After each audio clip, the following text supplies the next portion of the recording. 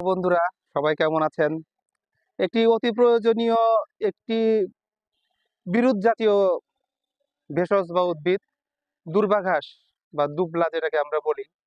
মাঠে ঘাটে বিভিন্ন ক্ষেতের আলে গরু ছাগল সবাই যারা প্রাণী আছে তৃণভোজী দূর্বা খেয়ে থাকে। কিন্তু দূর্বা বহু বর্ষজীবী, দূর্বা সহজে মরে না। ইট দিয়ে ঢেকে রাখবেন, দেখবেন আবার গজিয়ে উঠেছে। তো দূর্বা অতি প্রয়োজনীয় একটি ভেষজ উদ্ভিদ।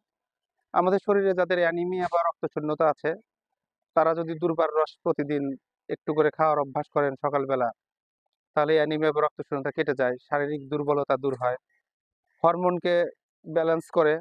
যারা ক্যান্সার পেশেন্ট রয়েছেন, তাদেরকে যদি দূর্বার রস প্রতিদিন খাওয়ানো যায়, বেশ কিছুটা তাদের শারীরিক উন্নতি ঘটে।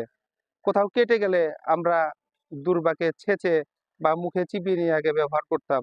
এই ব্যবহারগুলো এখনো অনেক রয়েছে। তো কোনো উদ্ভিদকেই হেলা করা যাবে না। তো আসুন আমরা ভেষজ উদ্ভিদ চিনি, জানি এবং তার ব্যবহার সম্পর্কে সচেতন হই। সবাইকে ধন্যবাদ।